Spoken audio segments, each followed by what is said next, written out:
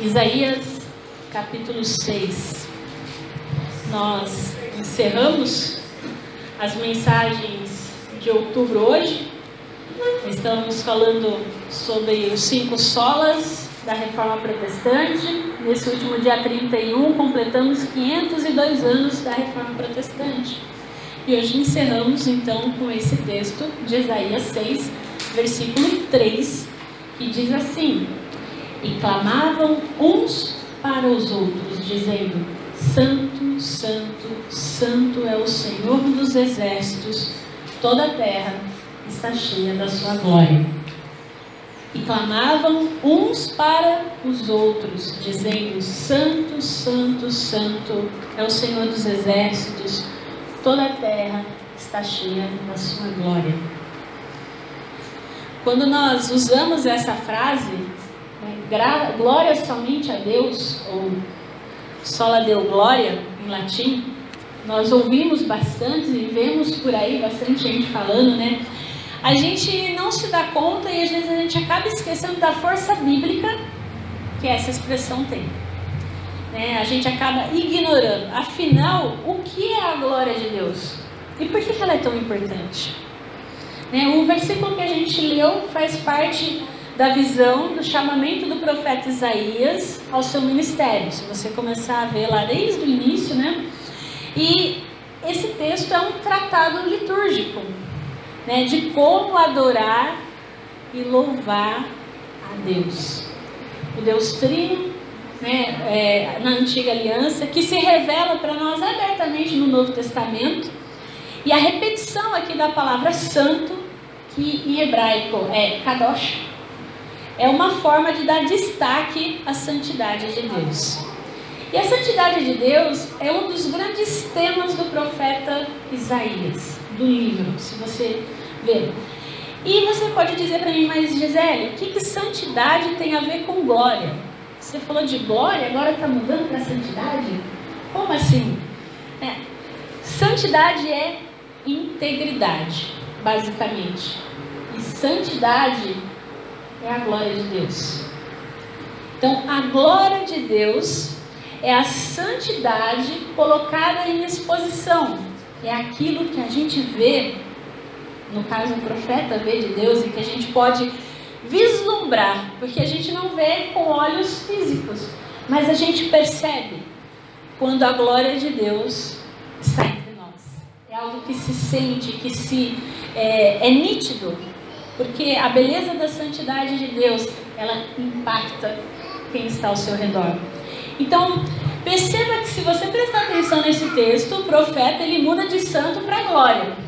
Olha bem, parece um texto pequeno, a gente não dá muita atenção, mas ó, santo, santo é o Senhor dos exércitos, toda a terra está cheia da sua glória. Não é à toa que o profeta faz isso, né? Então, se a gente parar para pensar, então, santo, basicamente, além de integridade, é algo que é separado do comum. Não faz parte do cotidiano, é algo extraordinário. Então, a gente pensando dessa forma, a santidade de Deus é a sua infinita separação do que é comum, da sua própria criação, daquilo que é curricular. E é isso que faz ele ser único. É isso que faz ele ser infinito. É como se fosse um diamante assim, o mais raro, né, de todos, o mais perfeito. Então, a singularidade de Deus, daquele que é Criador, sendo o único Deus, a sua divindade faz infinitamente mais, o faz mais valioso. Ele é totalmente outro, como a gente diz na teologia. Ele é eterno, ele é imortal, ele é diferente de nós. Ele não é formado da mesma substância que eu e você somos. Então, quando a gente fala da glória de Deus, a Bíblia admite que esse valor infinito teve a sua entrada na criação, que brilhou assim como era, né? A glória de Deus é o resplendor, então, da sua santidade. Pode parecer às vezes uns termos muito você fala assim: nossa, onde você está querendo chegar? A gente vai entender, fica tranquilo. O fato é que Deus é perfeito, é infinito, é eterno. Coisas que eu e você não somos. Nós ficamos tentando entender, nós ficamos tentando compreender um pouquinho do que é Deus. E quando a gente pensa na glória de Deus, então você pode ter na sua cabeça, às vezes, uma imagem, pode ser uma grande luz, uma grande paz, você se sentir muito amado. Pensa em alguma coisa, você imagina que seja a glória de Deus? É mais que isso. Nós, como seres limitados, nós tentamos entender e tentamos explicar. Mas nós não conseguimos, porque Deus é maravilhoso. Ele é muito mais daquilo que a gente pensa, daquilo que a gente imagina. Por isso que quando a gente abre a nossa Bíblia, a gente vê termos, por exemplo, gloriosa graça, a glória do seu poder. Para a gente parece às vezes coisas muito distantes, né? Então, muitas vezes a gente fica tentando explicar com as nossas palavras o que é inexplicável. O fato é que Ele é Deus. E a Bíblia diz que nosso Deus é santo e nos chama para sermos santos. Na Idade Média, essa ideia se torna tão forte que as pessoas, elas tinham assim, uma vida de devoção. E depois de um tempo, essas pessoas que tiveram uma vida de devoção foram sendo chamadas de santas. E algumas pessoas com o tempo começaram a pedir, a clamar para essas pessoas chamadas santas, para que elas fizessem milagres. E às vezes os milagres aconteciam. E com o tempo isso começou a ser mais presente. E aí começou-se não só a pedir, mas começou a erguer-se templos, erguer capelas para essas pessoas ditas santas, como Deus é santo. E começou a pedir para essas, além das curas, para esses santos, começou-se a invocar proteção, invocar bênçãos, né? Então, no entanto, a Bíblia diz que toda adoração ou toda invocação deve ser dirigida apenas a Deus. E o que não é feito a Deus e é feito a pessoas é uma adoração idólatra. E talvez isso acontecesse porque nos círculos religiosos era comum narrativas sombrias e negativas sobre Deus. Começou-se a entender que Deus era um Deus zangado, que Deus era um Deus que julgava com rigor, que era um Deus que precisava ser convencido a perdoar. Então era mais fácil pedir para alguém que já viveu essa vida, que é chamado de santo, porque essa pessoa, né, ela já morreu, ela está mais perto de Deus, ela pode pedir para Deus no nosso lugar, porque pensa, chegar diante de um Deus, né? Então muitos de nós conhecemos narrativas de um Deus zangado, de um Deus que a gente tem que fazer tudo para agradar Ele. No entanto, esse não é o Deus que a Bíblia nos apresenta, que Jesus nos apresenta, que Jesus proclama, que Jesus diz que nos ama. Em vez disso, o amor de Deus, ele não está condicionado ao que a gente faz. Lembra que nós lemos aqui Jesus chamando Zaqueu? Zaqueu, o maior dos publicanos. Ele era alguém considerado pelo seu povo um traidor. Porque ele era alguém que recolhia, que abusava do próprio povo para ficar rico, para dar impostos para Roma. Ele era odiado pelo seu povo e todo mundo considerava ele pecador, mas Jesus vai lá e procura ele. Mas, no entanto, também, com o tempo, também começou-se a uma narrativa de que Deus é um Deus bonzinho, que Deus é só amor, que Deus é bom. Esse negócio de Deus irado, de Deus zangado, de Deus bravo, isso é coisa da Idade Média. E você viu que a gente começou então a ir num extremo ao outro. É apresentado muitas vezes para nós um Jesus hippie, um Jesus paz e amor. Tá tudo bem, tá tudo certo, você pode fazer o que você quiser, eu te amo mesmo assim. No entanto, a Bíblia diz que realmente Deus amou o mundo de tal maneira que deu o seu Filho unigênito, para que todo aquele que nele crê não pereça, mas tenha a vida eterna. Deus estava reconciliando consigo o mundo. E é nesse ponto que essas narrativas, elas precisam ser corrigidas. Deus, Pai, Ele estava irado. Ele realmente estava irado. Realmente Deus é um Deus zangado com os nossos pecados. E nos enviaria realmente direto para o inferno, se não fosse Jesus Cristo interferir na história e mudar a nossa história. Então nós não podemos nos enganar, achar que Deus realmente é totalmente bonzinho ou totalmente raivoso. Esse é o ponto. Ele é as duas coisas. Porque a gente acaba indo para extremos, mas acreditar num Deus bonzinho, num Deus ursinho de pelúcia, agradável, manso, não é acreditar num Deus bíblico. E um Deus assim não é um Deus santo.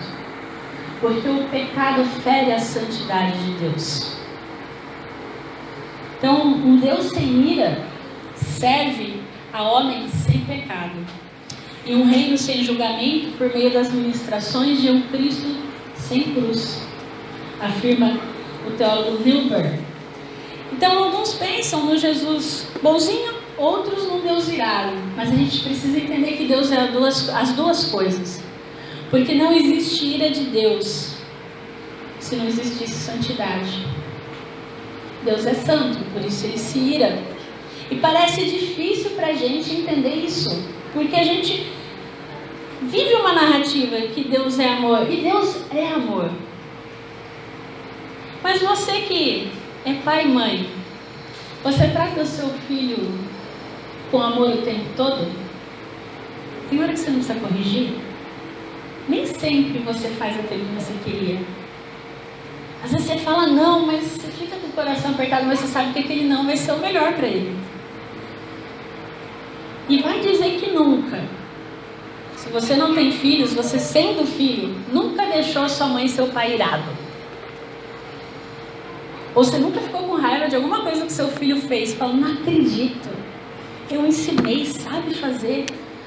E no entanto a gente acha que Deus, se Deus sendo pai e mãe, tendo a perfeição do que é realmente a maternidade e paternidade, a gente viu a semana passada, eu lembro que o Mateus falou isso na ministração, que às vezes a gente compara Deus com os nossos pais, as nossas mães humanas, mas Ele é muito, muito além disso, muito melhor que isso. Então não tem como, quando a gente olha para o Deus que está na Bíblia, que é pai, que é mãe, que acolhe, Ele é sim um Deus irado, e Ele é um Deus amoroso. Ele tem majestade e Ele tem amor. Ele deve ser temido e amado. Então, talvez você não se dê conta, mas existem inúmeros versículos que ao longo do tempo usaram só para justificar a ira e a condenação de Deus, mas que a gente não pode deixar de citar, né? Então, vou mostrar apenas dois. Por exemplo, João 5, do 28 ao 29, diz, não fiquem admirados com isso, pois está chegando a hora em que todos os que estiverem nos túmulos ouvirão a sua voz e sairão. Os que fizerem o bem ressuscitarão para a vida, e os que fizerem o mal ressuscitarão para serem condenados. Mateus 12, 36 a 37, mas eu lhes digo que no dia do juízo os homens haverão de dar conta de toda a palavra inútil que tiverem falado, pois por suas palavras você será absolvido e por suas palavras será condenado. Então, palavras como condenação e ira não são geralmente associadas a Jesus. E eu não estou aqui essa manhã para te ameaçar do inferno, fique tranquilo. Mas a gente não pode ignorar que existe ira e que existe condenação de Deus. E a gente não pode deixar de integrar amor de Deus à sua ira, o que pra gente é difícil. Mas o fato é que muitos de nós não conseguimos fazer isso. Simplesmente porque a gente escolhe optar por um ou por outro. Ou Deus é um Deus irado, ou Deus é um Deus amoroso. Mas a gente precisa entender e pedir para Deus trabalhar isso no coração, que sim, Deus é irado, porque Ele se ira com o pecado, porque Ele é santo, porque Ele é íntegro. E porque Ele ama, Ele preparou Jesus Cristo para nos livrar do pecado. É por causa da obra de Cristo Jesus na cruz que nós podemos nos achegar diante de Deus. Porque quando Deus olha para nós, Ele vê a obra de Jesus e não o nosso pecado. E por isso Ele não está constantemente irado conosco, nem nos ameaçando o tempo todo. Mas nós não podemos esquecer que Deus se ira com o pecado. Mas Ele diz que tem advogado, que nós lemos, né? Falamos aqui já hoje, que existe advogado fiel, que Jesus Cristo advoga o nosso favor. Então a gente precisa entender que a ira de Deus não é a ira humana, como eu falei do pai, da mãe, não é. A ira do Senhor, ela é uma paixão racional. Não é que nem a nossa, que é irracional, que é impulsiva. A ira do Senhor a gente poderia dizer que é o pathos, ou seja, é um ato de cuidado. É uma intenção cuidadosa, objetiva, racional. Um ato de amor verdadeiro é assim. Então Deus não fica indeciso diante do pecado. Simplesmente Ele não ama o pecado. Deus se opõe ferozmente e vigorosamente às coisas que destroem o seu precioso povo. A ira de Deus precisa ser entendida pela perspectiva do amor. Ela não é um atributo permanente de Deus. A ira, ela é contingente, ou seja, só existe ira quando existe pecado. É simples assim. Então a ira é uma reação necessária ao mal de um Deus que é amoroso, que é santo, que é maravilhoso e que é bom. Então a ira do Deus da Bíblia sempre está ligada a julgamento. Ou seja, ela é uma correção necessária do mal que nos aflige. Então, eu gostaria que você pensasse um pouco.